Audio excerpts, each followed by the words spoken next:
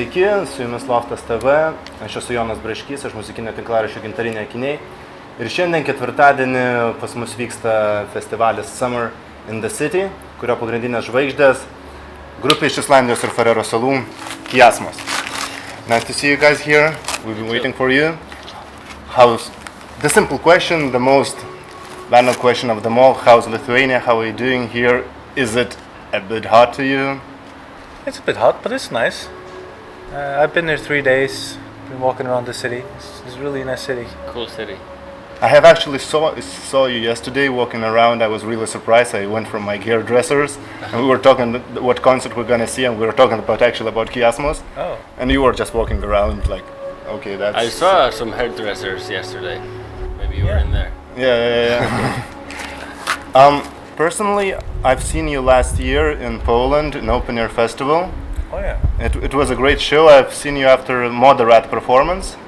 And the Moderat themselves were like really strict, like they played as in the records they play. It was very neat, very fun, very cool. And after, I went to see you, but your show was very different from the records that you play. Do you do it deliberately, and what do you want to put into your live shows different from something that you put on your records? I think you are in a different place when you're in a live setting, especially festivals, maybe with thousands of people.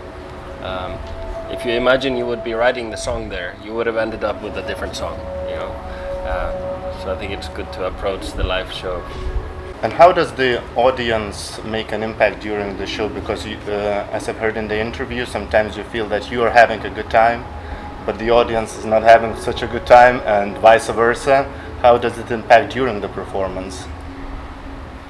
It's just the energy in the room. Every room, every performance is different. Sometimes there's just something in the air and makes you wanna do that improvisation twice as long as usual, just because you just kind of feel it, you know. There's really no other way to describe it, really. When you see the people going wild, you feel more comfortable with kind of taking things up another level. If the crowd is quite chilled, then you might keep things also a little bit more chill. But you yourself, you're feeling quite free improvising, because I've seen on YouTube your performance with the Nils Fram improvised performance. So you're feeling comfortable doing, despite the fact that this is electronic music, you have to prepare yourself. You're not doing everything by the book. I mean, that one was very improvised, but it was really fun. But it was really long though. It was like 10 minutes long. Just Yeah, because it was fun. yeah.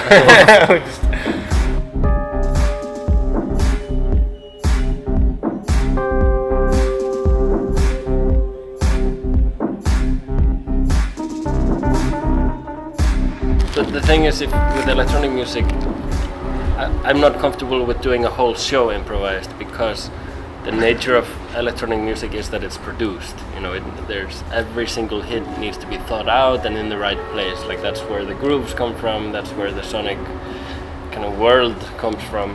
And especially with Kiasmos, it's quite a complex sonic world with a lot of different elements. And with just two of us, with only 4 hands, we could never create that whole world if we were doing it on the spot. So I feel like we need those moments that are prepared in order to show, like, okay, this is Kiasmos, this is the sound of Kiasmos. And then in between, we can go into these more improvised bits, but they are always more simple, more minimalistic, more just raw energy style. But we can't really sustain a whole show only like that. But how long did it took, like, till you had like the sound when you said that this is Kiasmos sound? Because you, as I've read, you had at first there was interest in pure techno, and then a bit more, a bit less. I think the Kiasmos sound as it is today started developing when we did Throne, which was probably 2012. 2012, yeah. When we did that track, and that's kind of when we realized, okay, this is a nice sound for us. Before that, we were just doing whatever. Yeah, that track really put the focus on what we wanted to do. And about the visual part, I remember in Poland it was first there were some landscapes, some sea landscapes on the wall, and then the lights turned out. who are preparing them, and how are you involved in this whole process? We've been working with the same visual artist, the one who does the visual behind us. His name is Máni Sigurðsson, who basically just had free hands, and we've just trusted him basically. And I think he just captured the stuff we wanted straight away. Yeah, we wanted more images. We wanted a show that's based on lights, strokes, blinking stuff, smoke, So it's nice to just create the environment for that, and then the lights can have more space to play. I also wanted to ask you about your interesting collaborative process, because a lot of bands, when they collaborate, they do everything separately. But you, as I understand, you almost have two different studios in one building, and you work a little bit, experiments. How's the process happening for you?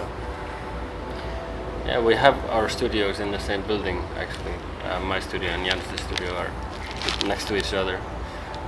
But usually when we start working, we get together in one room and start experimenting. Yeah, everything starts with an experiment. So no ideas before? Usually not. No, usually not. It's kind of the most inspiring part is actually working together and getting kind of ideas. Somebody does something by mistake and the other one kind of catches it, and it's like, hey, that was actually kind of cool. Like, let's do that. And that's the important part actually of collaborating together. Is it hard? Is it easier than, for example, if you throw I suppose you've tried the ideas, like to throw I have an idea, maybe you should do something with that, because there are arguments going on. Is it easier? Is it more comfortable to you just sit around and start the beat? And ideas always change into something else when you actually start doing it. You may have an idea, and that's good. It's a starting point, but don't get married to it. If it takes you somewhere else, go there. It happens it happens all the time. You start an idea and you love it for 10 minutes, and then you're like, nah, this is not good. You just do another idea straight away. Don't get too attached to it early on, I guess. Like also wanted to ask, there are a lot of people that are reading the stuff that I and my friends write. We're always asking the performers the records, the music they're listening now. What would you personally recommend? It may be old stuff, it may be like new releases. What is Kiasmos, you, Janus, and you all listening right now? What would be? I'm listening to right now. I listened quite a bit to the new John Hopkins album. That was cool. Singularity? Yeah. And Rival Consoles, the new stuff is... I haven't listened to it. You haven't yet. listened to it? No. But it's probably good. It's really good. I listened to some of Sophie, the new Sophie album. Yeah. I really like it. And I also really like Kanye West album he made. The last one? Ye, I think it's called. I really like that one. There was like 3. Yeah, I made like smaller albums. Yeah. I really like the one called Ye, and yeah, bunch of stuff. And it's the stuff that you inspired you when you were like a teenager to open up. For me it was punk, like Converge, stuff like that I was really listening to. It was hard. He was a heavy punk. Hard rock, dude. hardcore stuff. Yeah, I was more into like alternative rock and electronic music. Aphex Twin, Square Pusher stuff I really loved. And then just rock bands. Okay then, so thank you for the conversation. Thank you.